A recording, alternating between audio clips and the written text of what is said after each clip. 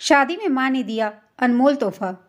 1 साल की जान पहचान के बाद आखिरकार आज उसकी शादी हो गई। रितु आज बहुत ज़्यादा खुश थी। उसकी नई जिंदगी की शुरुआत थी आज।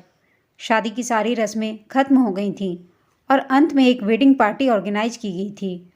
शादी के कीमती से कीमती तोहफे उन्हें मिले थे, लेकिन माँ ने कुछ अलग ही तोहफा रितु को दिया था।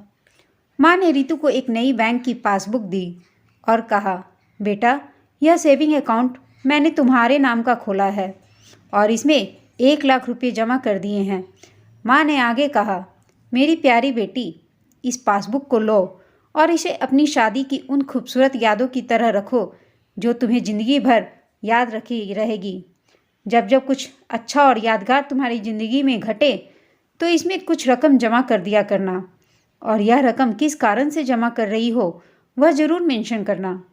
जितनी ज़्यादा खुशी का दिन होगा उतने ज़्यादा पैसे तुम इसमें जमा कर सकती हो।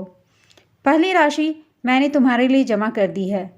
अब इसे आगे तुम अपने पति के साथ बढ़ाना, और जब कई सालों बाद तुम इसे देखोगी तो तुम्हें पता चलेगा कि तुमने अपने जीवन में एक दूसरे के साथ कितने खुशी के पल साथ में जिए हैं। रितु ने बाद में यह बात अपने पति को भी बताई। दोनों को ही यह सुझाव बड़ा ही पसंद आया और अब वह दोनों ही उस वक्त का इंतज़ार करने लगी जब इस खाते में कुछ पैसे जमा करा पाएं। महीनों बाद उनकी पासबुक कुछ इस तरह से दिखने लगी। 19 जनवरी 10,000। शादी के बाद पति का पहला बर्थडे मनाया। 27 फरवरी 20,000। पत्नी को नौकरी मिली। 25 मई 20,000। वेकेशन शिमला में। 3 जून 50,000। पत्नी प्रेग्नेंट हुई। 2 जुलाई 40,000। पति को प्रमोशन मिला। और ये सिलसिला आगे बढ़ता रहा। पर जैसे जैसे समय बीतने लगा, साल बढ़ने लगे, दोनों में झगड़े होने लगे। छोटी छोटी बातों पर वे अक्सर एक दूसरे के साथ बहस करते, कभी कभी बिना बात के ही झगड़ा करने लगते। धीरे धीरे दोनों के बीच बातें बंद हो गई। वह दोनों ही अब अपनी शादी के फैसले पर पछताने लगे। दोनों को ही ऐसा लगने लगा कि उन्होंने दुनिया के सबसे घटिया इंसान से शादी की है। शायद उनके बीच वह प्यार कहीं गुम हो गया था जो पहले था। एक दिन रितु ने अपनी माँ से बात की, माँ, अब हम साथ नहीं रह सकते। हम दोनों ने ही यह फैसला लिया है कि अब हम तलाक लेकर अलग हो जाएं। मुझे समझ में नहीं आ रहा है कि मैंने ऐसे इंसान के साथ शादी करने का फैसला कैसे लिया था। उसकी माँ ने कहा, बिल्कुल, इसमें कोई बड़ी बात नहीं है। तुम वही करो जो तुम्हारा दिल कहता है। अगर तुम दोनों ही साथ नहीं रहना चाहते हो, अलग होने में ही भलाई है। लेकिन उससे पहले तुम एक काम करो। मैंने तुम्हें वह पासबुक दिया था, याद है, जो मैंने तुम्हें तुम्हारी शादी के दिन दी थी। सबसे पहले उस खाते में जमा सारे पैसे निकालो और उन्हें खर्च कर डालो। तुम्हें ऐसी कमज़ोर शादी का कोई भी रिकॉर्ड नहीं रखना चाहिए।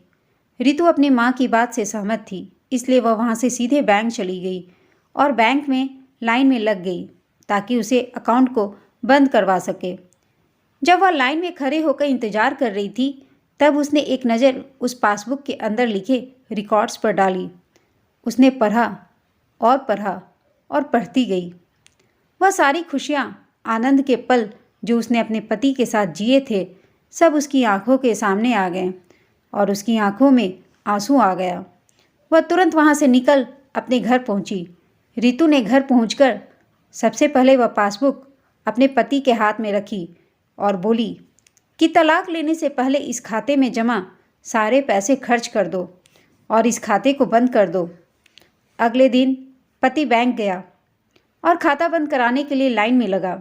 जब वह लाइन में अपना नंबर आने का इंतज़ार कर रहा था, उसने एक नज़र उस पासबुक पर डाली और उसने पासबुक के अंदर लिखे रिकॉर्ड्स को पढ़ा और पढ़ा और पढ़ते ही गया। भूतकाल में अपनी पत्नी के संग जिए वह खुशियों के पल, वह सुंदर यादें, वह प्यार के पल उसकी नज़रों के सामने किसी मूवी की तरह चलने लगे। थोड़ी देर बाद वह भी बैंक से निकला और सीधे घर पहुंचा। घर पहुंचकर पासबुक उसने रितु के हाथ में रख दी। रितु ने जब उस पासबुक को खोलकर देखा तो उसमें एक नई एंट्री 10 लाख की थी।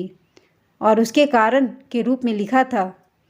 यह वह दिन है जब मुझे यह एहसास हुआ है कि मैं तुमसे कितना प्यार करता हूँ और यह भी कि तुमने मेरी ज़िंदगी में कितनी खुशियाँ लाई हैं।